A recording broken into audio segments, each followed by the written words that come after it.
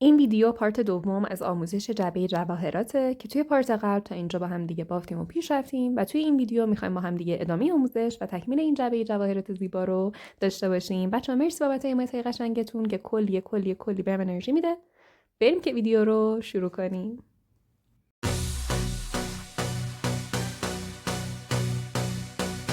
خیلی خب بچه‌ها، ببینید من دور تا دور رو گرفتم. الان رسیدم به قسمت انتهایی کار. اینجا بذاریم بچه‌ها من اونوری کنم تو این جهت که قشنگ ببینید.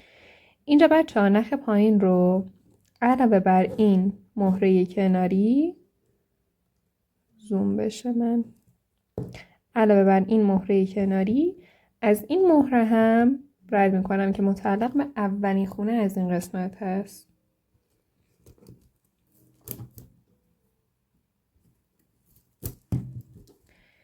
به این شکل و بعد با یه دونه مهره میبافم،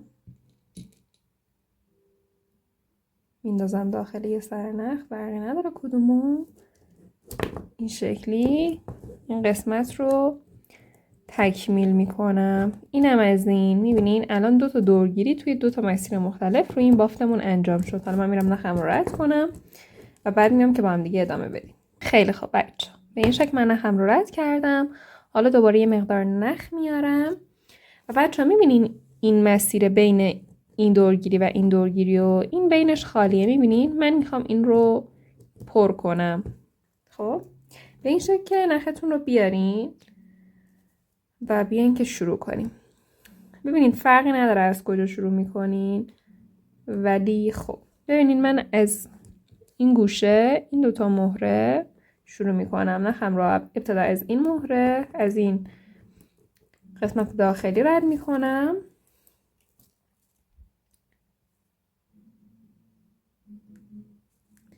و بچه ها الان 2 سر نخ داریم. این سر نخ به سمت بیرون، این سر نخ به سمت داخل. یه دونه مهره بردارین و بندازین داخل این که به سمت داخل کار هست. بذارین به این شکل و حالا همین سر نخ رو الان ببینید مهره شروعمون کجا بود؟ این مهره از این قسمت داخلی. دقیقاً مهره روبرویش، مهره قرینش توی قسمت بیرونی. همین نخ رو که داخلش مهره هست رو رد کنید. ببینید الان این مهرمونه که اینجا اضافه کردیم و حالا اینجا با یه دونه مهره ببافیم تا این خونه تشکیل بشه. بندازین داخل یه سرنخ، فرقی نداره کدوم، و ببافیم.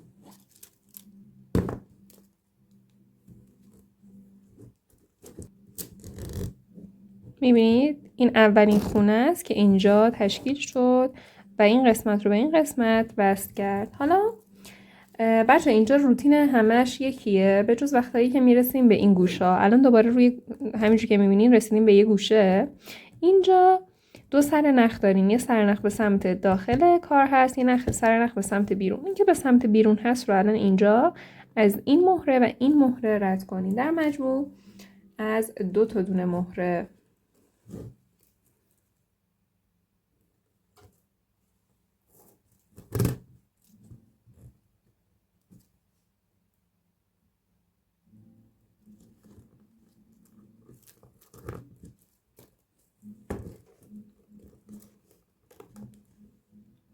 به این شکل. حالا یه دونه مهره میاریم میندازیم داخل یه سر نخ و میبافین. من چرخوندمش به این سمت.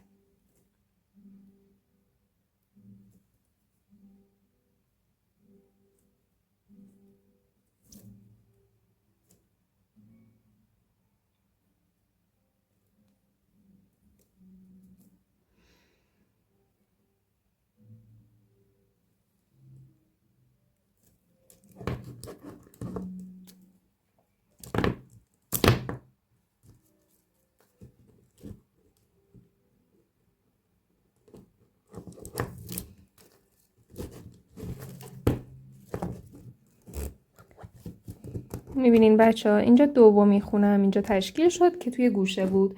روتین گوشه ها فرق داره، ولی حالا باقی دقیقا روتینش همینه که الان انجام میدم واسهتون. ببینید الان 2 سرنخ داریم، هر 2 سرنخ رو از 2 تا دونه مهره کناریش رد کنیم.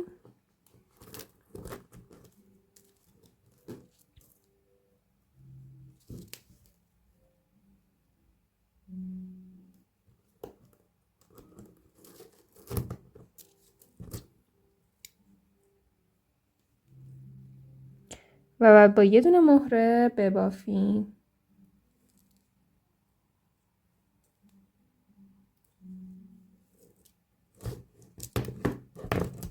به این شکل هم از سومین خونه. حالا همین روتین رو تکرار کنین. نخ چپ و راست رو از مهرهای کناریشون، هر 2 سرنخ رو از مهرهای کناریشون رد کنین و با یه مهره ببافین. من همین روند رو ادامه میدم. به این گوشه رسیدم، میام که بهتون یه بار دیگه بگم گوشا چیکار میکنین و بعد ادامه کار. خیلی خوب بچه‌ها، من همینجوری که میبینین این قسمت رو، این تیکه رو کامل 2 طرف رو به هم وصل کردم و الان رسیدم به این گوشه بچه‌ها. خب این گوشه ببینیم بچه 2 سرنخ داریم، یه سرنخ به سمت باف، به سمت داخل باف، یه سرنخ به سمت بیرون باف. این بیرون بافتیه رو توی گوشه ها که میرسین از 2 تا دونه مهره کناریش به این شکل رد کنین و بعد با یه دونه مهره ببافین.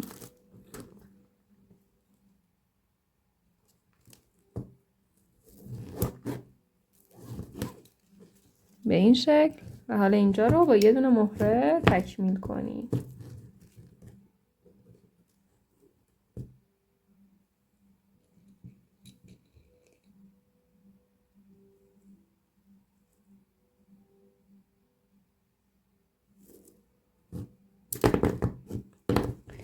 به این شکل این گوشه هم تشکیل شد. حالا دوباره وارد هم روتین همیشگی میشیم تو این قسمت. هر سرنخ رو از مهرهای کناریشون رد میکنین و با یه مهره میبافین. گوشه ها هم که بهتون گفتم چه شکلی. همین کار رو ادامه بدین تا برسیم به نقطه پایانی. میبینمتون.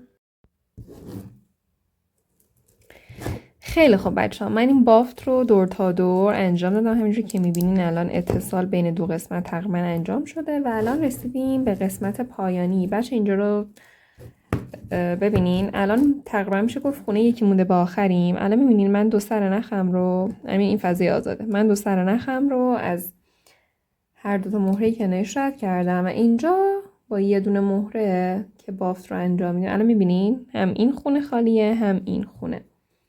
الان من این قسمت رو که ببافم انگار کلا بافتمون تکمیل شد. میبینین انگار این اتصال کامل اتفاق افتاد، ولی این خونه آخریه صرفا مهراش کنار همن و اتصال نخی بینشون نیست. کاری که باید بکنی اینه که یکی از سرای نخ رو یه دور بزنین. مثلا این سرنخ رو من روی این 4 تا مهره این خونه یه دور میزنم تا این اتصال اتفاق بیفته.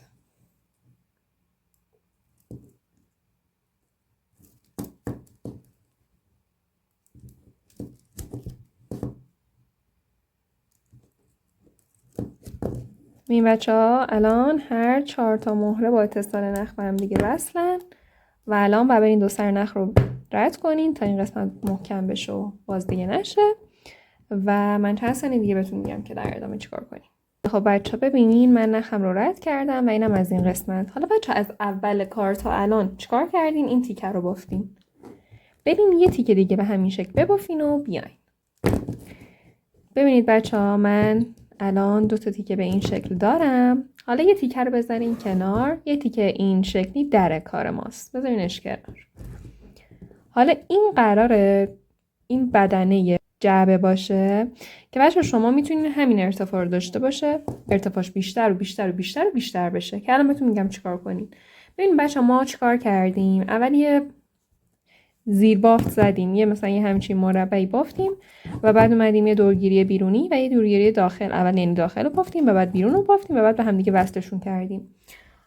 حالا اگه شما میخواین این ارتفاع رو بیشتر کنین به هر اندازه، باید هی این مرحله رو تکرار کنین. یعنی چی؟ الان یعنی روی همین قسمت اول بیاین یه دورگیری بیرونی کنین و بعد بیاین روی لبه یه دورگیری داخلی کنین و بعد دوباره اون 2 تیکه رو همینجوری که دیدین وصل کنین. دقیقا همون روندیو که یکم پیش، یعنی یه چند دقیقه داریم انجام میدیم، این دور بعد وصل. و بچه‌ها الان این نوع بافت، این تکنیک بافت که شما هر دفعه این 2 تیکه رو میبافین و به هم وصل میکنین، هی طبقه اضافهش میکنین، این کار باعث میشه که در انتها جعبتون خیلی محکم تر باشه. میتونین همین شکلی ارتفاع بدین دورگیری ها رو و بعد در انتها به هم وصلش کنین. شاید این فکر به ذهنتون اومده باشه، ولی اون شکلی این استحکام انتهاییش به اندازه این شکل روند بافت نیست. وقتی این شکلی ببافین در انتها یک استحکام خیلی بیشتری داره جعبتون و خب خیلی بهتره دیگه مسلماً.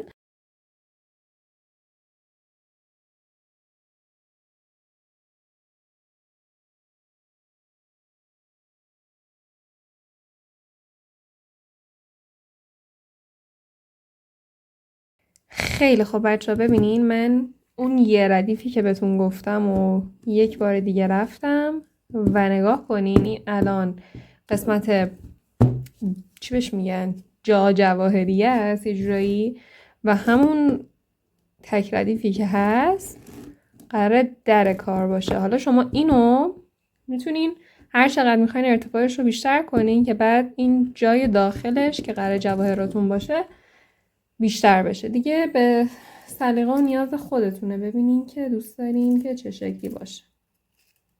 حالا در ادامه میخوایم این 2 تیکه رو به هم وصل کنیم که حالت در تور بگیره. بچه اینجا بهتره که از یه سایز کوچیکتر استفاده کنین مهره واسه اتصال این قسمت و این قسمت که اینا دقیقاً این شکلی بیفتن روی هم دیگه بسته بشن.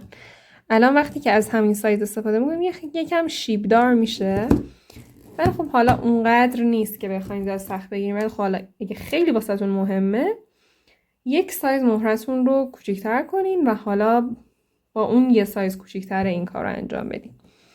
الان ببینین من میخوام این قسمت رو مهرای الان این قسمت رو نگاه کنین، این تیکه رو، این تیکه دره تک ردیفه، این خونه های این بر مهرای لبش، این مهرای لب رو به این تیکم این قشنگ ببینید اینجوری قراره بیاد رو هم دیگه، این شکلی قراره درش بشه. اینو به این قسمت ها دقیقا جلوی خودتون قرار بدین. الان من از روی همین مهره از روی در رد میشم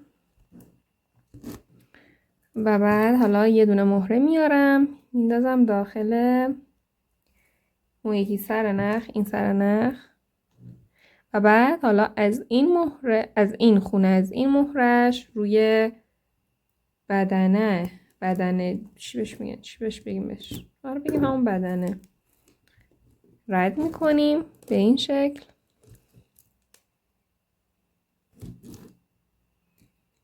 و حالا با یه دونه مهره میبافیم.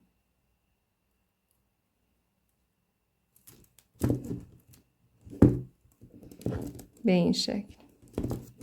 حالا اینجا وارد یک روتین میشیم. هر 2 سرنخ رو هر دفعه از 2 تا مهره که از مهرهایی کنارشون یعنی رد کنیم.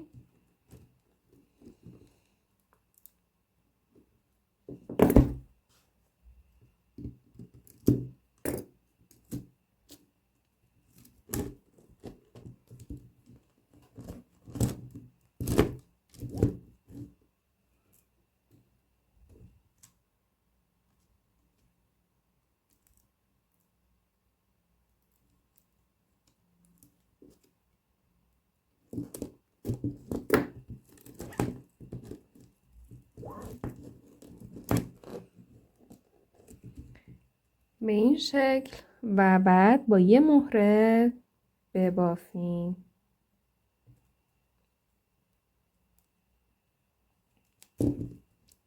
به این شکل حالا همین روتین رو ادامه بدین، یعنی هر دفعه هر سرنخ رو از مهرهای کنارشون رد کنین و با یه مهره ببافین.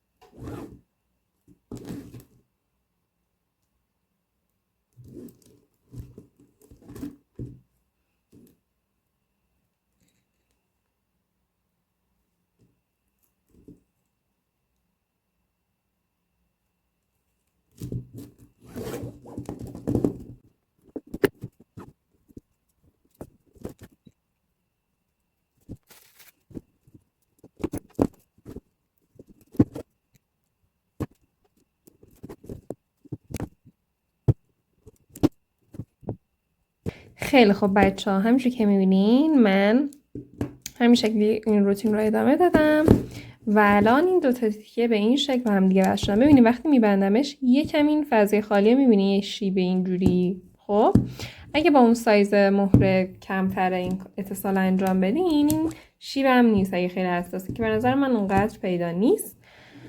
و خب بچه ها، اینم از این آموزش، از آموزش این جعبه جواهرات. امیدوارم که از این آموزش لذت برده باشین. بچه اگه از این آموزش لذت بردین لطفا ویدیو رو لایک کنین، کامنت بذارین تا ویدیو بیشتر دیده بشه، منم انرژی بیشتر بگیرم و ویدیو بیشتر واسهتون بذارم. اینجا کانال ژامو رو پر از این آموزش‌های مروارید بفی. و اینکه تا ویدیو بعدی، خدا نگهدار.